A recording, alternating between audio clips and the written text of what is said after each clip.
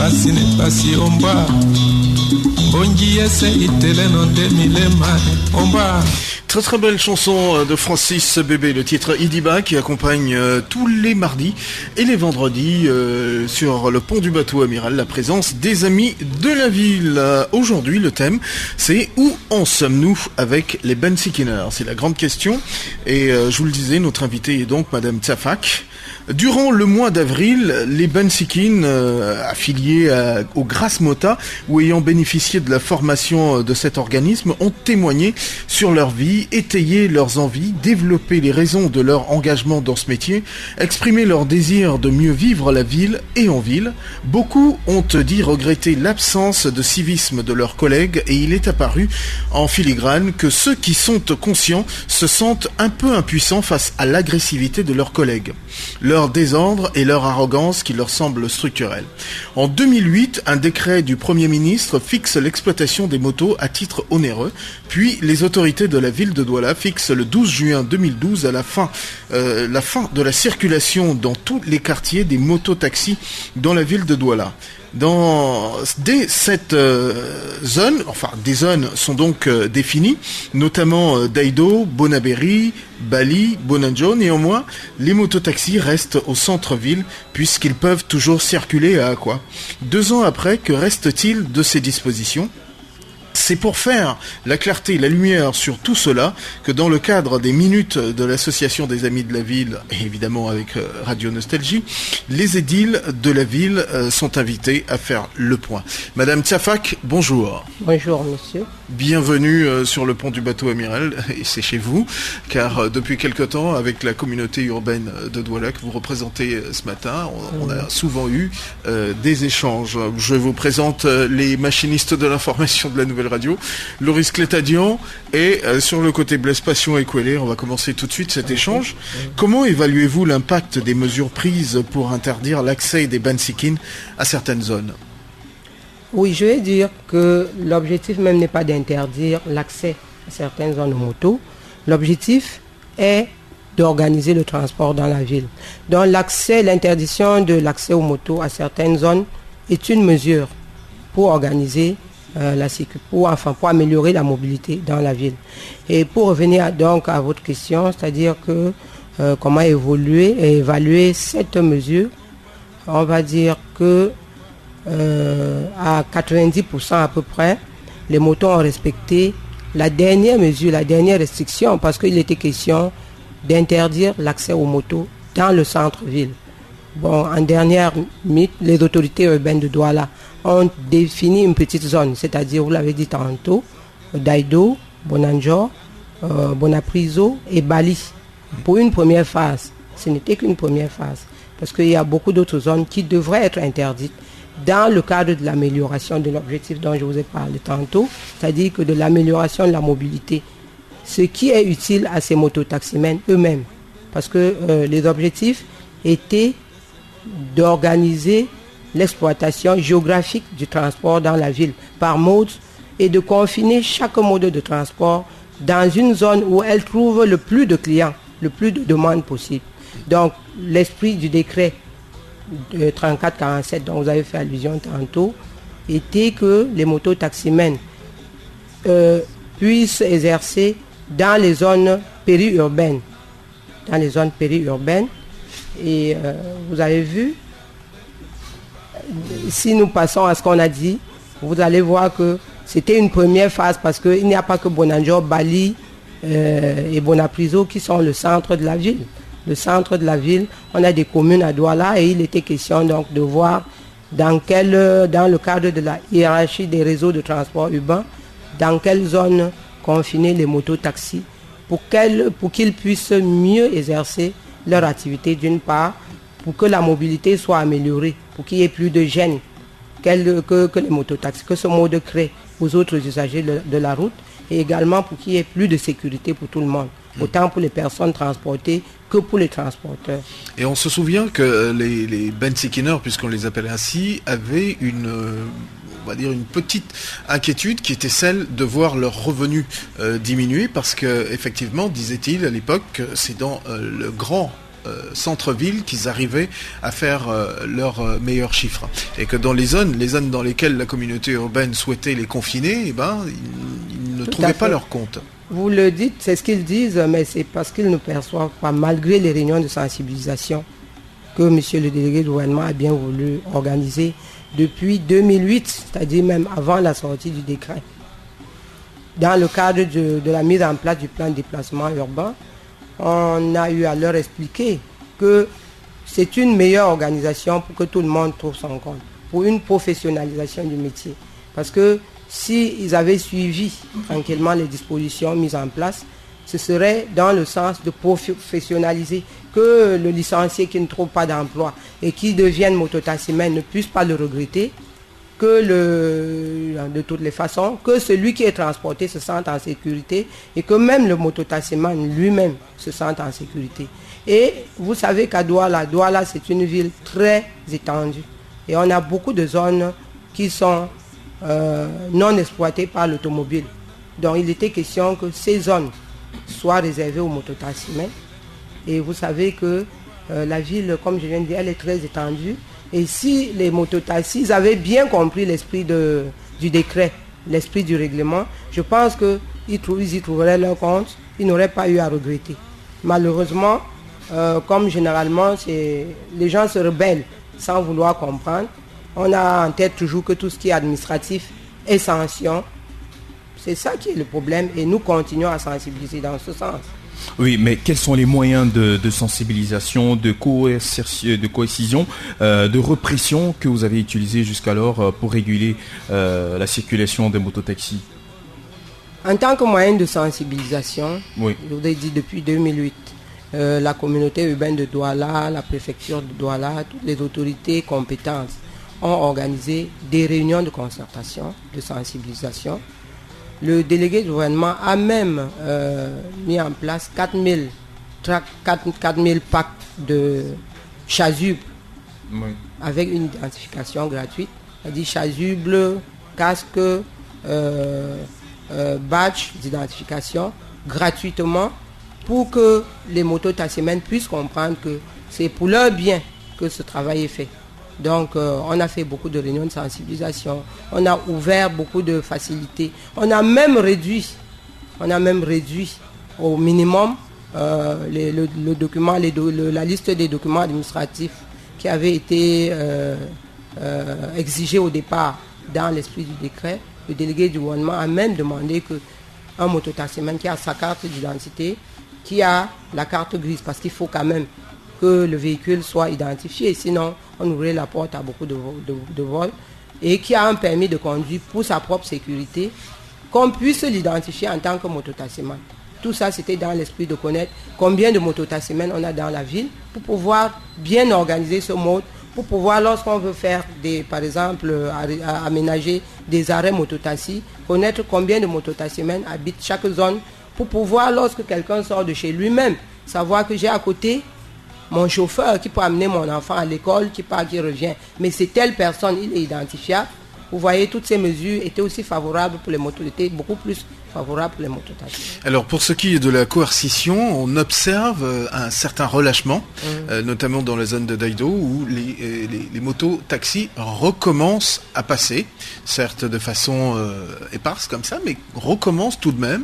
Et on sait que les habitudes ont la peau dure, et ça risque, et effectivement, il y a un risque important de réembraser cette zone-là. On se souvient des événements malheureux qui sont intervenus de ce côté-là, ne serait-ce que de ce point de vue. Mais pour ce qui est de la circulation, donc, je vous demandais, est-ce que vous n'avez pas relâché un petit peu les mesures coercitives que vous aviez mises en place? Non, pas du côté de la communauté urbaine de Douala. Vous verrez que beaucoup de jeunes sont en renfort, ou bien sont renforcés dans cette zone par les forces de maintien de l'ordre, dans le sens de toujours mieux suivre ce règlement. Il n'est pas question de relâcher Daido, au contraire, il est pensé d'améliorer parce que pour nous c'est une mesure positive pour tout le monde. Il est question de renforcer la mesure. Donc il y a des jeunes qui sont, vous allez voir des gars avec des chasubles CUD qui sont sur cette rue et à partir de la communauté urbaine de Douala. On a également renforcé des équipes doubles pour s'assurer qu'on ne laisse pas passer des gens qui font le transport. Quelquefois, vous pouvez confondre les gens qui vont à leur travail. Parce que quelquefois, lors des contrôles, les gens discutent parce qu'ils ont une badge qui fait qu'il est en train d'aller en travail. Il a une autorisation peut-être du préfet pour traverser la zone parce qu'il n'est pas transporteur. Mais la mesure n'est pas prête à être relâchée.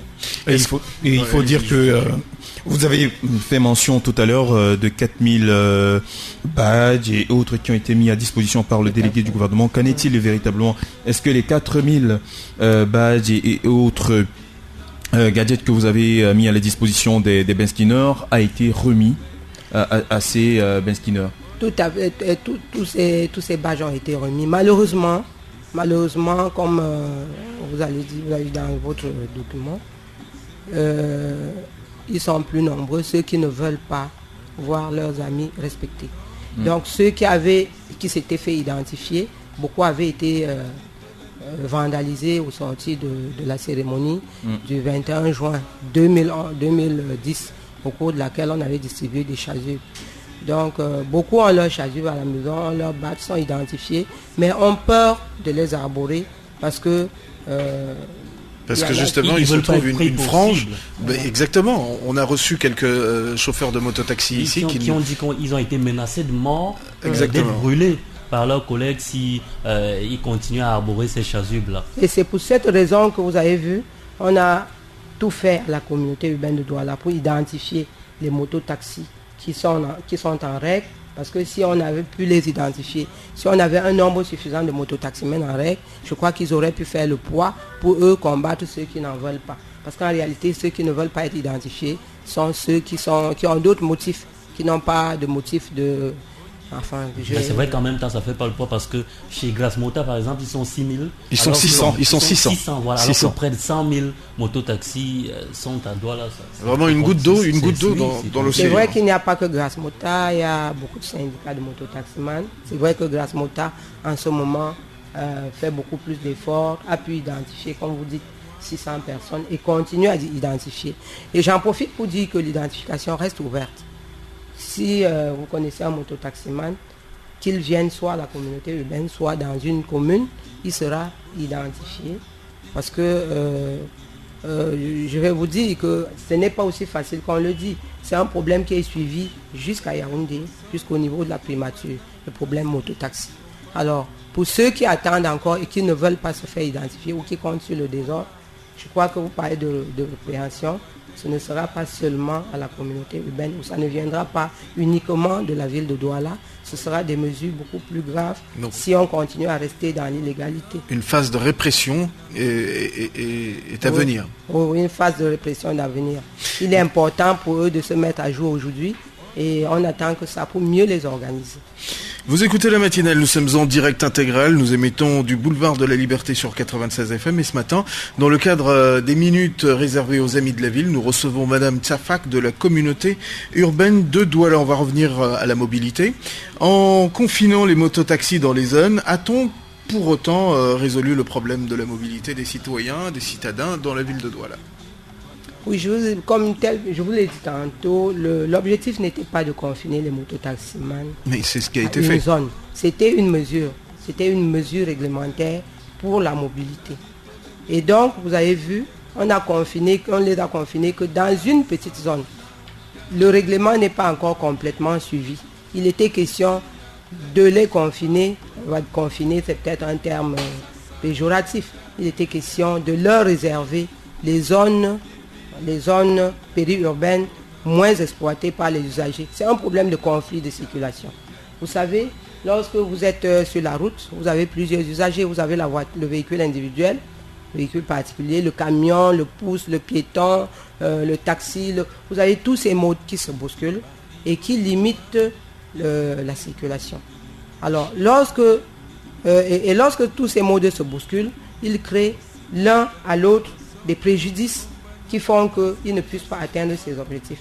Donc il était question dans le plan de transport et de déplacement urbain, de faire une hiérarchie des réseaux de transport, de confiner le transport de masse, c'est-à-dire, on va dire Socature pour le moment, sur un réseau principal sur lequel on lui crée c'est pour l'avenir, hein, sur lequel on leur crée des couloirs réservés, de réserver les taxis sur un réseau secondaire et de mettre les mototaxis sur le réseau excentré, c'est-à-dire dans la périphérie, où ils trouveraient plus de clientèle et ils n'auraient pas à se discuter leur part de marché, parce que l'automobile accède difficilement, important pour moi, l'automobile accède difficilement à ces zones, à la périphérie.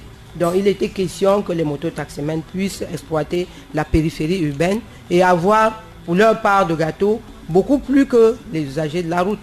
Or, ils ne veulent pas, vous voyez, quand vous tournez à gauche, vous tombez sur une moto, vous tournez à droite, vous tombez sur une moto, et vous freinez, et quand vous freinez, votre vitesse de circulation est limitée, et quand vous limitez la vitesse, ça a un coût, c'est de l'argent que vous perdez, et ça, tous les petits coûts réunis font une perte d'économie, et on dira donc qu'il y a moins de mobilité.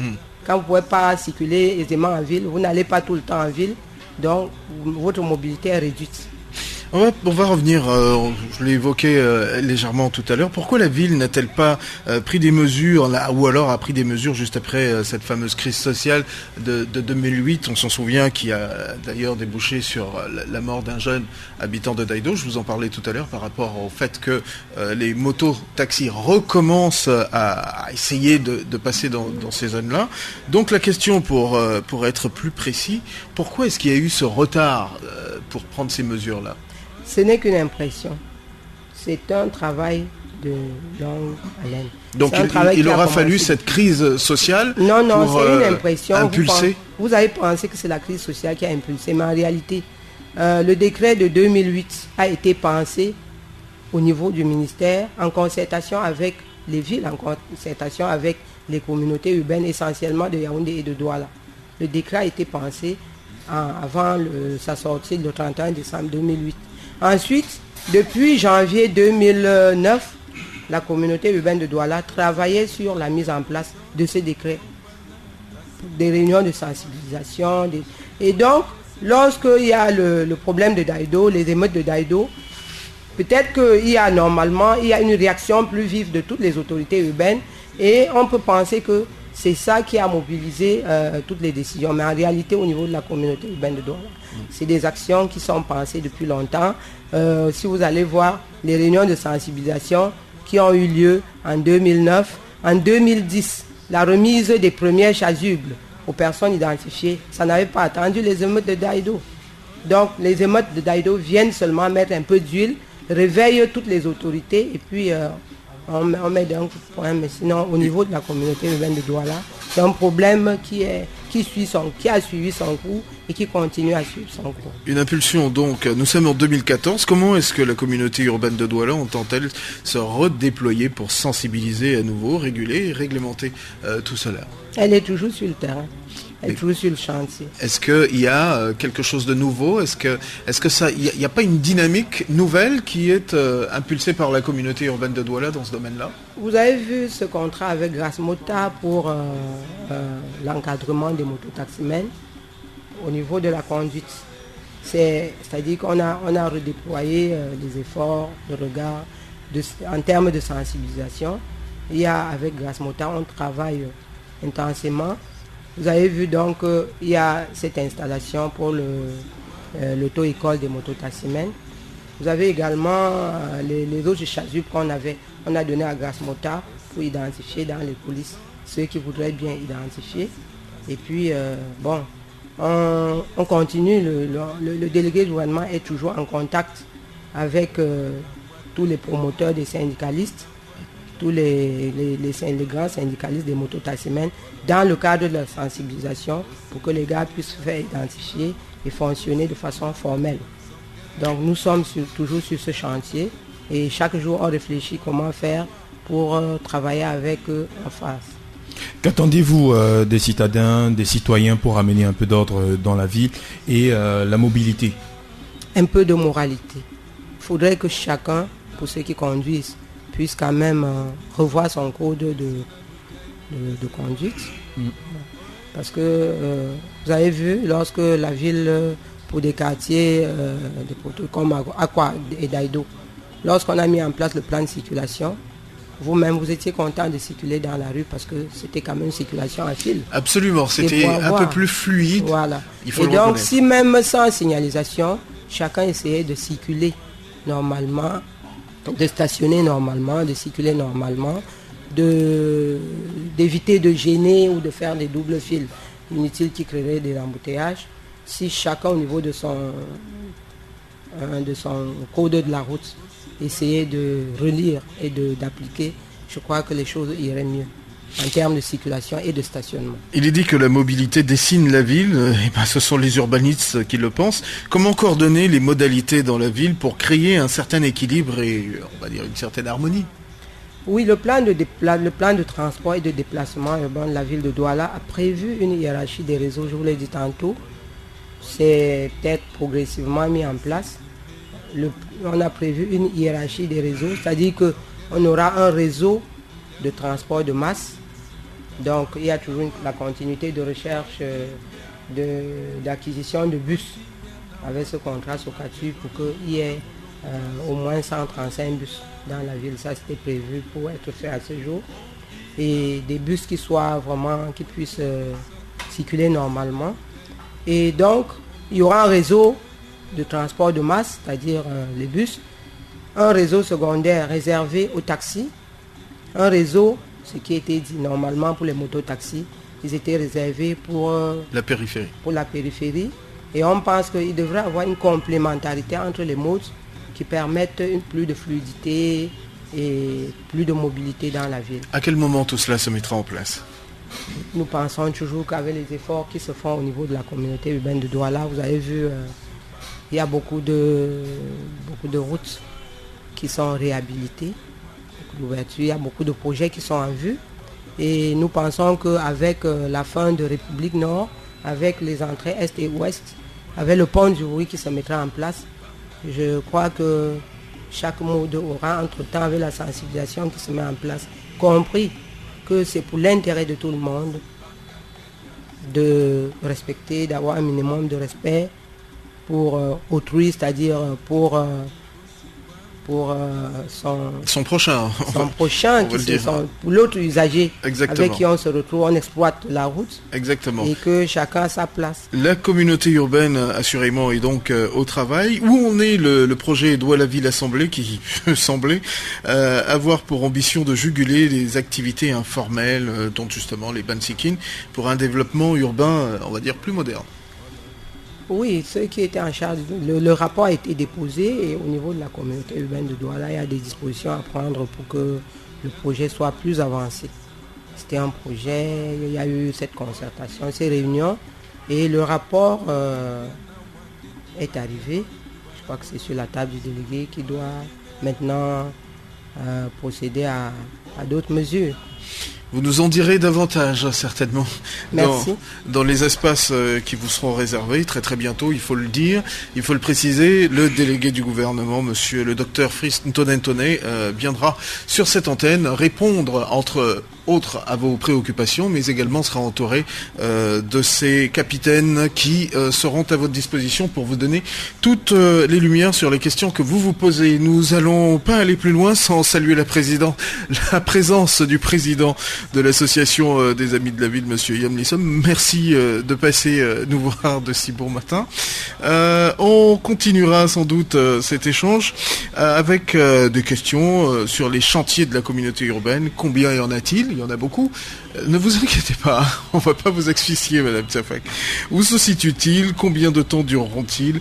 À qui s'adresser pour comprendre les mouvements dans la ville? Et ben, tout ça, ce sont des questions qui seront soulevées très bientôt. Pour ce qui est des actions de l'association des Amis de la Ville, et ben, l'association des Amis de la Ville annonce le report de ses activités, faute de moyens pour les réaliser, mais ne renonce ni à l'agora, ni à jazz dans la rue, et encore mieux, ni à rien du tout. Les adresses, les amis de la ville de Douala, en email, les amis de la ville de Douala, @yahoo.fr, en attaché évidemment. Et puis pour Facebook, c'est Citizen. Madame Tiafak, merci. Merci, c'est moi qui vous dis merci. À très très bientôt. Merci d'être passé sur le pont du bateau Amiral. Il est 7h40 à venir. Le petit homme vert pour mettre au passage un peu de chlorophylle dans la radio. À tout de suite. Nostalgie, we're gonna party, nostalgie.